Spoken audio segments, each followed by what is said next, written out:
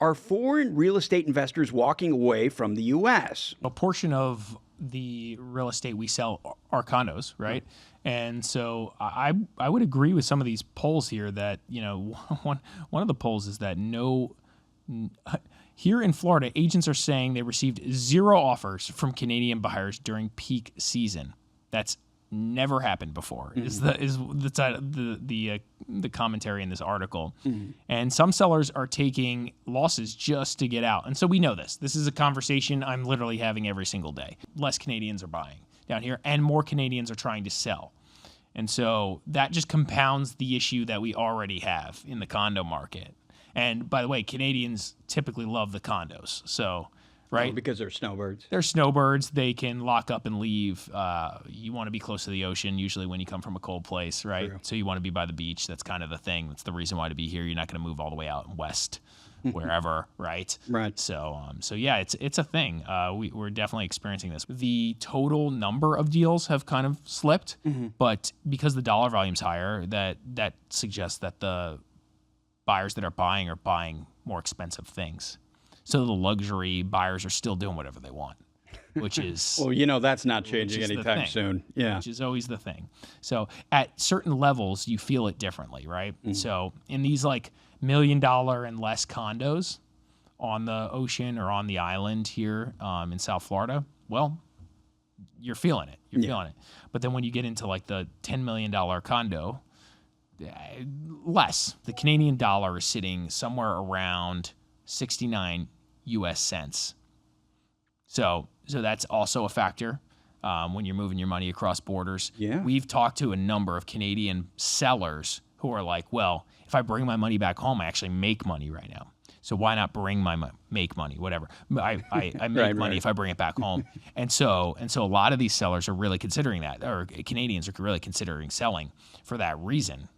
So that's a thing. What they're tracking here is online traffic from Canada on Realtor.com dropped 4.5 points.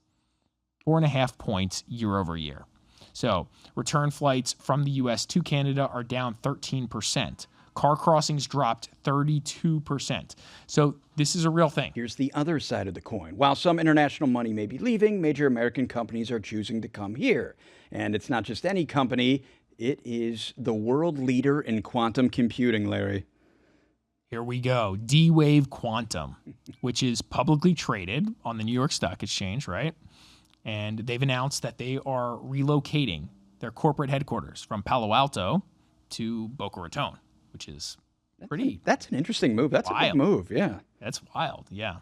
So they're setting up in the Boca Raton Innovation Campus, which we've talked about in the past, which has a lot of history. That's the old IBM complex where the personal computer was born, right? So this is where Boca Raton got its name, the Silicon Shore. D-Wave is taking 25,000 square feet at BRIC, the Boca Raton Innovation Campus, but Boca Raton, Florida Atlantic University is buying. Are they spending $25 million on this? Is that what it is? Yeah, for that quantum computer. So they're buying on campus. a quantum computer from D-Wave, which is kind of interesting. So like this is like really going to build our pipeline of right. talent. I mean, because I had imagined that's one of those, and it's a good flex in light of all the emerging technology related to AI and quantum computing. I couldn't tell you anything else about it. I know it's a big deal to have one, It's one of those. It's like, I can't tell you anything else, but we got a quantum computer on campus, and virtually no other schools can say that right now. In the world, technically. Make big bets like this, and then like... So it's not just like the world's biggest calculator. It's right. like, but man, you should see it help me with my math homework. Yeah, you make this bet, and then it collects dust at the university. It's like a Laserdisc player. Yeah.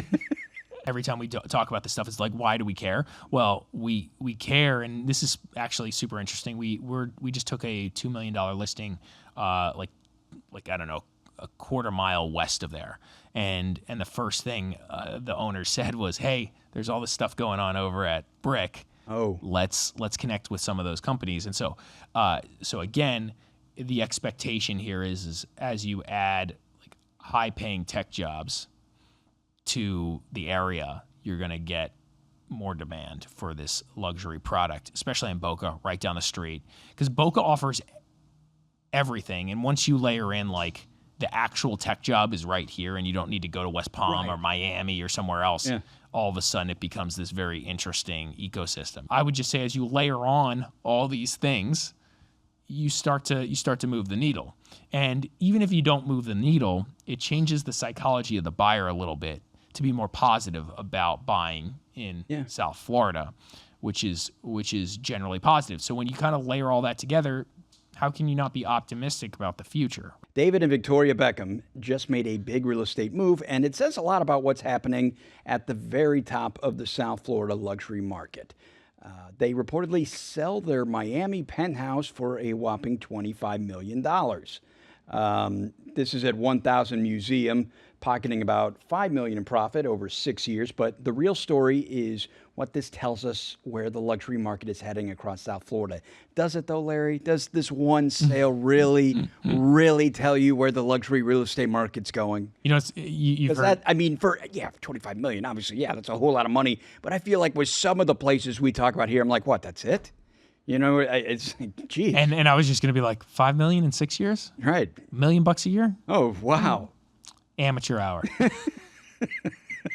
I don't know. If you bought in 2019, in some cases you've doubled your money, you know? So this is great. I mean, here's the thing. This, brand new, he bought it for $19.8 million.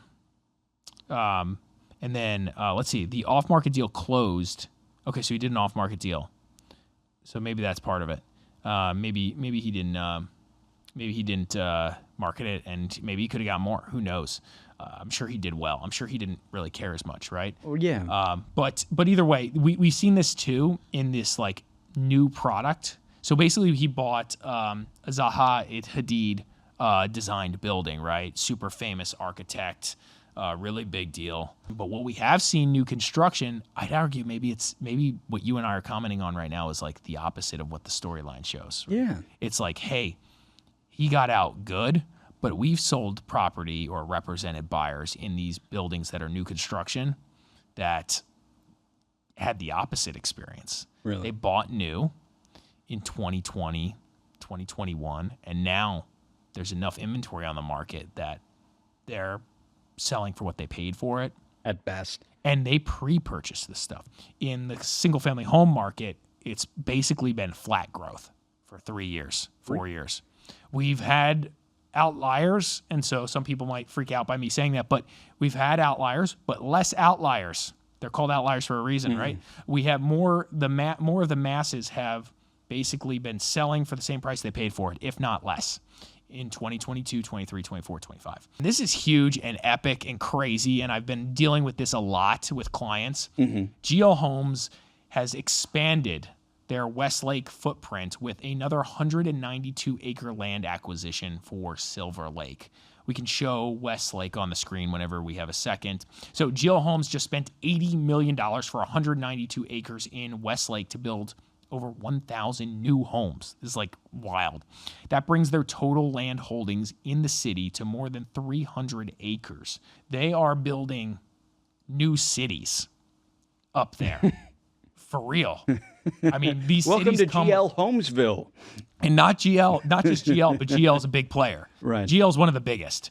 So in our area. I had to look up where this is. Okay, well, Loxahatchee and the acreage. Okay, yeah, I mean, I know they've been building out there for a while. Between Avenir and Westlake a little happened a little sooner or a little earlier.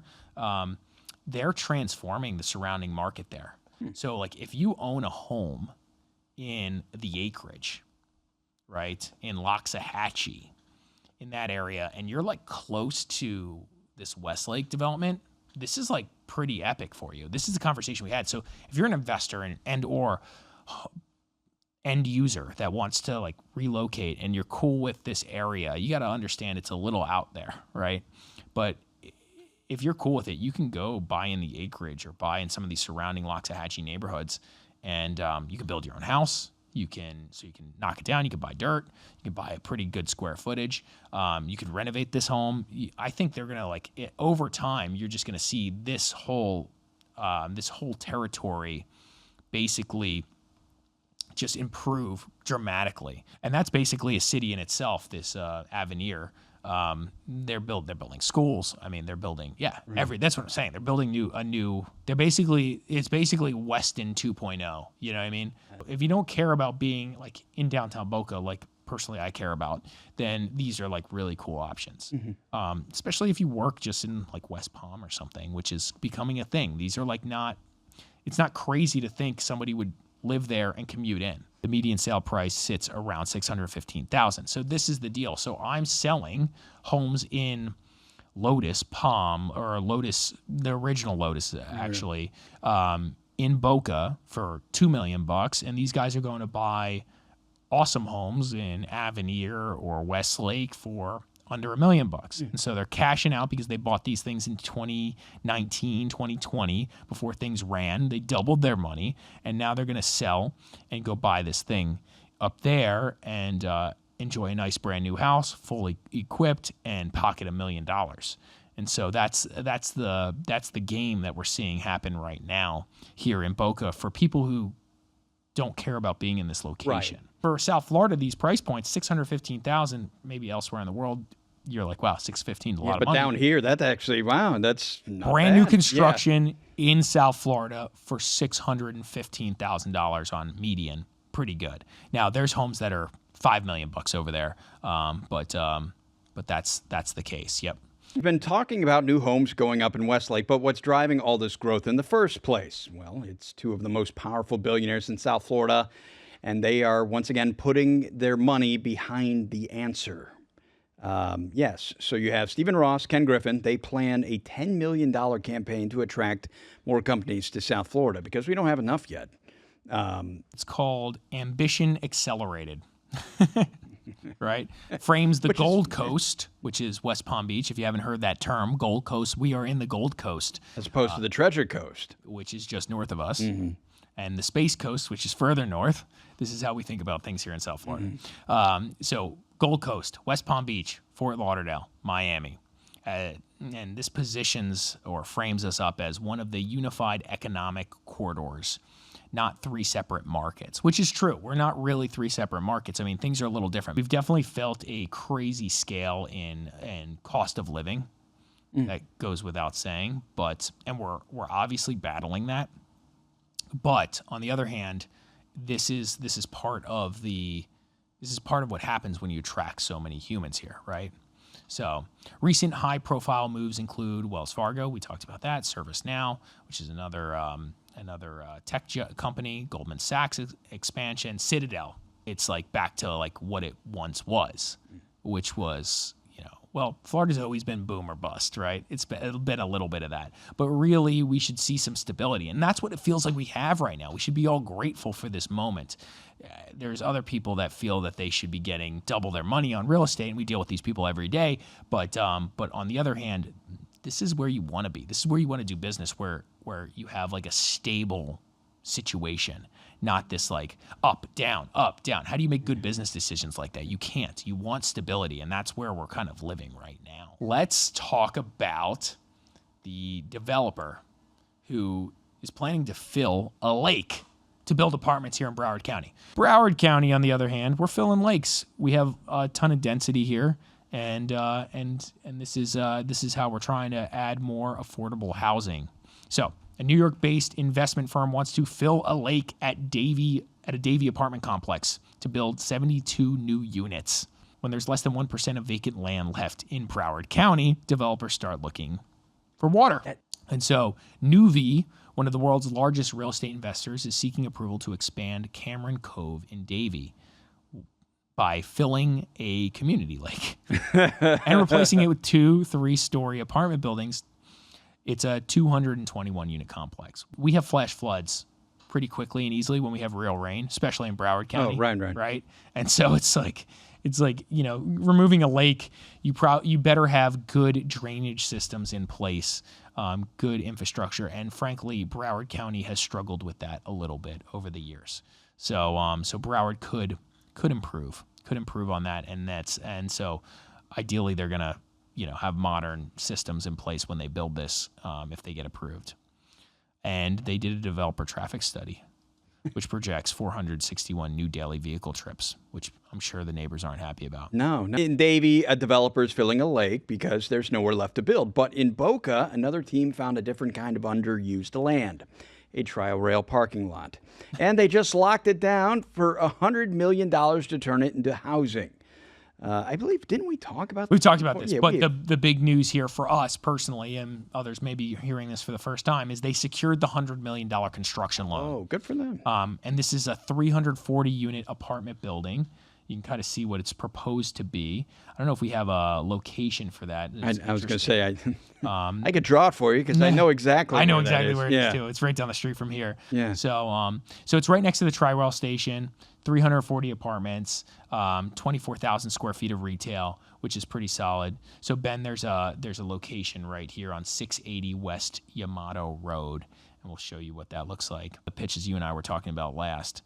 That made this kind of interesting. So this is an 8-story mixed-use project, which will rise on a 17-acre parking lot.